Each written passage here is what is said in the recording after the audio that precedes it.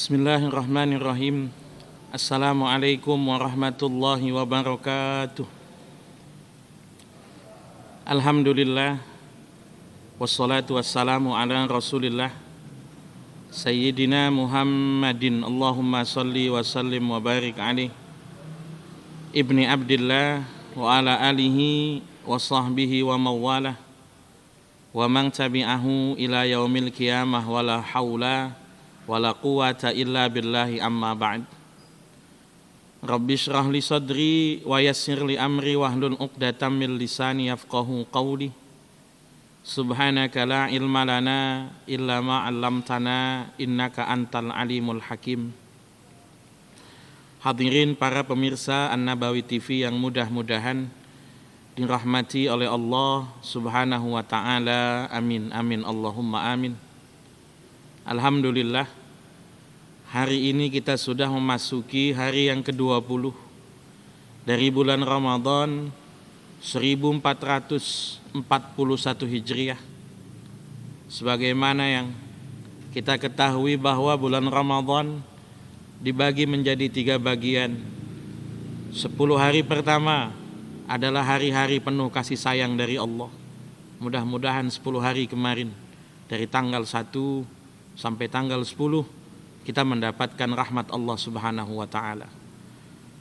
Dan 10 hari yang kedua mulai hari yang ke-11 sampai hari yang ke-20 adalah hari-hari penuh pengampunan.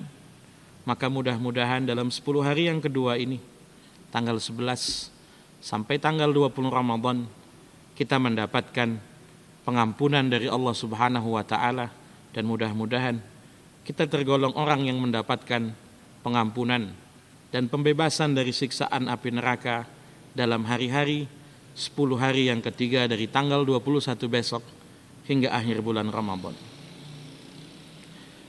Pada hari yang ke-20 ini kita akan membahas tentang tema mustahik zakat. Mustahik itu adalah golongan yang berhak menerima zakat. Mustahik zakat. Pemberi zakat disebut sebagai muzaki. Penyalur zakat atau yang mendistribusikan zakat, menerima, mengelola dan mendistribusikan disebut sebagai amil zakat. Nanti ini bagian daripada mustahik juga. Kemudian penerima zakat disebut sebagai mustahik zakat. Dalam Al-Quran disebut ada 8 golongan yang menjadi mustahik zakat, yang berhak menerima zakat. Mereka adalah fakir, miskin, amil zakat, mu'allaf, kemudian lagi budak, lalu kemudian orang yang berhutang atau gharimin, kemudian orang yang berjuang fisabilillah, dan ibnu sabil. 8 golongan ini adalah mereka-mereka yang berhak menerima zakat sesuai dengan petunjuk Al-Quran. Yang pertama dan yang kedua adalah fakir dan miskin.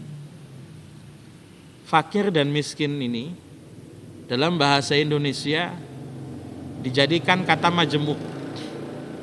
Jadi seolah-olah pengertiannya sama, bahwa fakir dan miskin itu pengertiannya sama, hingga kemudian digabungkan. Fakir miskin dilindungi oleh negara, fakir miskin di apa. Jadi seolah-olah pengertian fakir sama dengan pengertian miskin. Dalam bahasa Arab, pengertian fakir dan pengertian miskin berbeda. Itulah kenapa Allah menggunakan kata-kata fakir dan Allah juga menggunakan kata-kata miskin. Kadang-kadang kata fakir dan kata miskin berada dalam satu ayat. Misalnya dalam ayat distribusi zakat. A'udzubillahi minasyaitonirrajim. Innamas shadaqatu lil fuqara'i wal masakin. Di sini kata-kata fakir dengan kata-kata miskin disandingkan berada dalam satu ayat. Tapi kadang-kadang ada dalam ayat yang lain Allah hanya menyebut miskin, dan dalam ayat yang lain Allah hanya menyebut fakir. Apa pengertian fakir dan apa pengertian miskin? Biasa disebut bahwa orang yang fakir adalah orang yang tidak mempunyai harta tidak mempunyai pekerjaan yang dapat mencukupi hidupnya. Dia tidak punya harta, dia tidak punya penghasilan, dia tidak punya pekerjaan yang mana kesemuanya ini dapat mencukupi untuk kehidupan dirinya. Lalu miskin adalah orang yang punya pekerjaan atau orang yang punya penghasilan, punya harta, tapi hartanya itu tidak memenuhi kecukupan kehidupan dirinya. Jadi orang miskin itu masih mungkin punya pekerjaan, masih mungkin punya harta, punya penghasilan, tapi kesemuanya itu tidak memenuhi kebutuhan dirinya. Maka misalnya dalam Al-Quran ada disebut bahwa dalam kisah Nabi Musa dan Nabi Khidir dalam surat Al-Kahfi, ketika mereka melobangi kapal atau perahu disebut ammas safinatu fakanat limasakina. Adapun perahu yang dibolongi itu adalah milik orang-orang yang miskin.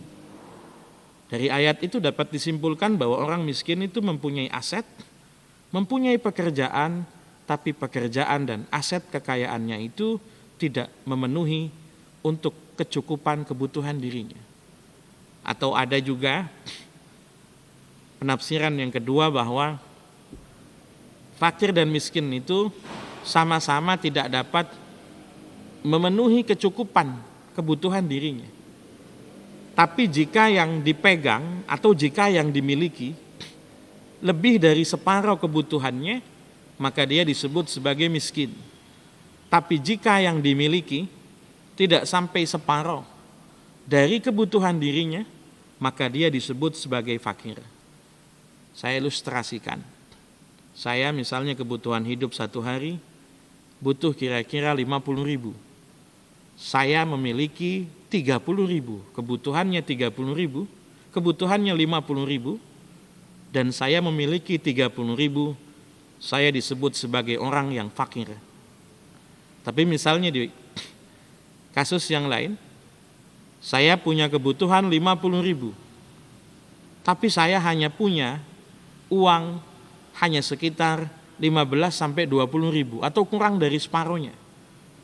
Ketika yang dimiliki kurang dari separuh kebutuhannya, maka orang itu disebut sebagai orang yang fakir. Baik dalam pengertian yang pertama atau dalam pengertian yang kedua itu sama-sama menunjukkan bahwa fakir itu lebih berkebutuhan dibandingkan miskin. Karenanya dalam ayat Allah mendahulukan orang-orang fakir dibandingkan orang-orang miskin. Sesungguhnya sedekah atau zakat itu diberikan kepada orang fakir, lalu kemudian kepada orang yang miskin, karena kebutuhannya fakir lebih berkebutuhan daripada orang miskin. Lalu dari mana kita tahu bahwa dia punya kebutuhan hidup yang nilainya sekian? Ada satu istilah yang disebut sebagai haddul kafaf atau haddul kifayah. Batas minimal orang dianggap cukup, atau biasa disebut mungkin garis kemiskinan. Orang yang ada atau penghasilannya melebihi garis itu, dia tidak disebut sebagai miskin. Dan orang yang penghasilannya di bawah garis itu, dia disebut miskin atau juga fakir. Dalam kajian fikih biasa disebut sebagai haddul kifayah atau haddul kafaf. Haddul kifayah atau haddul kafaf ini besaran nominalnya bisa berbeda-beda tergantung daerahnya. Misalnya orang yang punya penghasilan 1 juta atau 1.500.000 di kampung, mungkin saja dia tergolong orang yang masih cukup. Tapi orang yang punya penghasilan anggap 2.500.000 di kota-kota besar, punya keluarga, mereka akan tergolong sebagai orang yang miskin atau orang yang fakir. Maka biasanya basnas daerah itu mereka melakukan satu kajian yang disebut sebagai haddul kifayah, batas minimal orang dianggap hidup cukup dengan instrumen macam-macam, biaya pendidikan, biaya transportasi, biaya logistik, biaya sewa rumah, biaya macam-macam. Kemudian instrumen itu disatukan, diambil satu nilai rata-rata yang kemudian disebut sebagai haddul kafaf atau haddul kifayah. Orang yang penghasilannya kurang dari haddul kifayah disebut miskin atau juga disebut fakir, mereka berhak menerima zakat. Lalu kemudian yang ketiga adalah amil.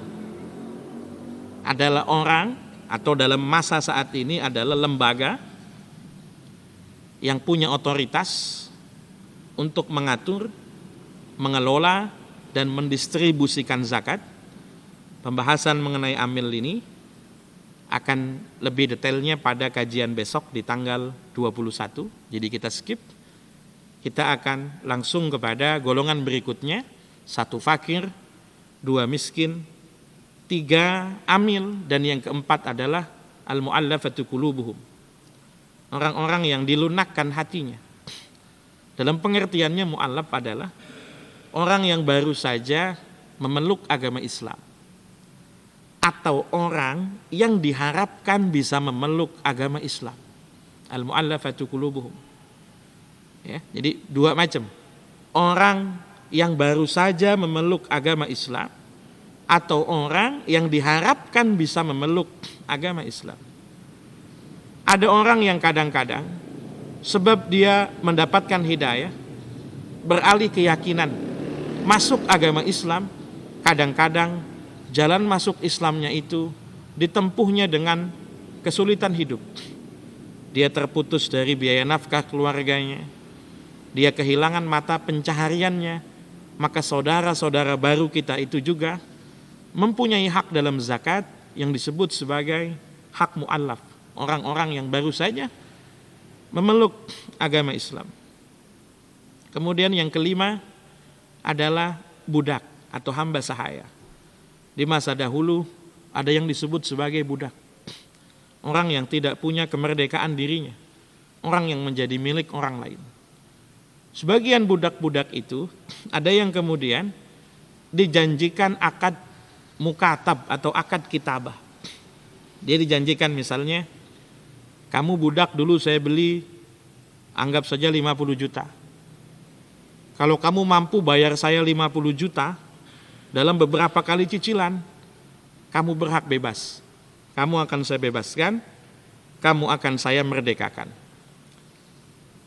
Hamba sahaya yang dijanjikan kemerdekaan atau kebebasan dirinya melalui cicilan tertentu, maka dia juga punya hak, boleh mengambil dari dana zakat untuk mempercepat pelunasan cicilan kebebasan atau kemerdekaan dirinya itu.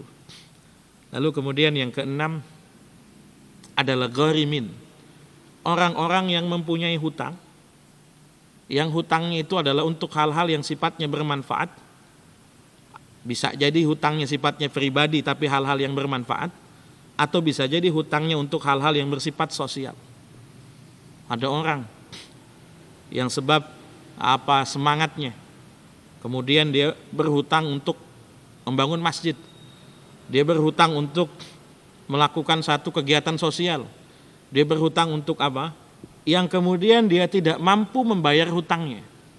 Dia berhutang untuk kegiatan yang bermanfaat, dia tidak mampu membayar hutangnya, maka orang-orang ini boleh diberikan bagian daripada zakat atas nama gharimin atau penghutang untuk kegiatan yang bermanfaat, untuk hal-hal yang bermanfaat yang tidak mampu melunasi hutangnya itu.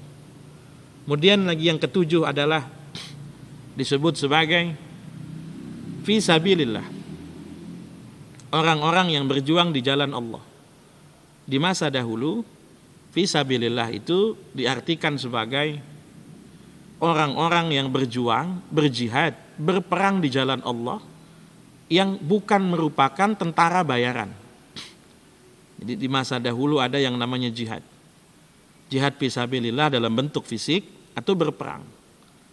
Orang yang berperang itu dibagi 2 macam. Ada yang mereka mendapatkan gaji dari negara, tentara memang mendapatkan gaji dari negara, maka mereka ini bukan fi sabilillah. Tapi ada relawan-relawan perang, atau yang seperti ada di masa Nabi, ketika belum ada untuk menggaji tentara, belum ada. Setiap kali perang dimobilisasi untuk kemudian mereka akan berjihad atau relawan perang ini, maka mereka punya hak untuk mendapatkan bagian dari zakat. Di masa sekarang peperangan sudah tidak ada. Maka kemudian berkembang satu penafsiran baru bahwa yang dimaksud orang yang berjuang di jalan Allah tidak hanya orang yang berperang.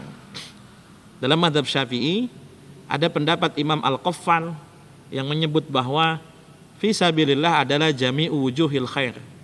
Semua bentuk kebaikan, semua bentuk aktivitas, kegiatan atau orang yang mengajak di jalan Allah.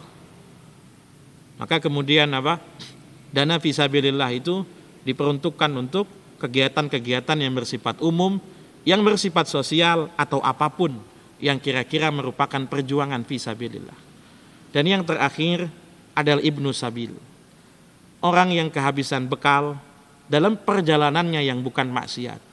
Para ibnu sabil ini orang-orang yang kehabisan bekal dalam perjalanannya, mereka boleh atau mereka memiliki hak untuk mengambil haknya dari zakat. Jadi kalau kita simpulkan ada 8 golongan yang berhak menerima zakat. 1 fakir, 2 miskin, 3 amil, 4 mu'allaf, 5 hamba sahaya, yang ke-6 orang yang berhutang, yang ke-7 fisabilillah yang berjuang di jalan Allah, dan yang ke-8 adalah orang-orang yang kehabisan bekal, yang perjalanannya bukan untuk maksiat atau yang dikenal dengan nama ibnu sabil. Mudah-mudahan keterangan yang sedikit ini ada manfaatnya. Mudah-mudahan Allah menerima dan meridhoi apa yang kita lakukan, dan mudah-mudahan kita tergolong orang yang mendapatkan ampunan pada 10 hari yang kedua. Hadanallah wa iyyakum ajma'in. Assalamualaikum warahmatullahi wabarakatuh.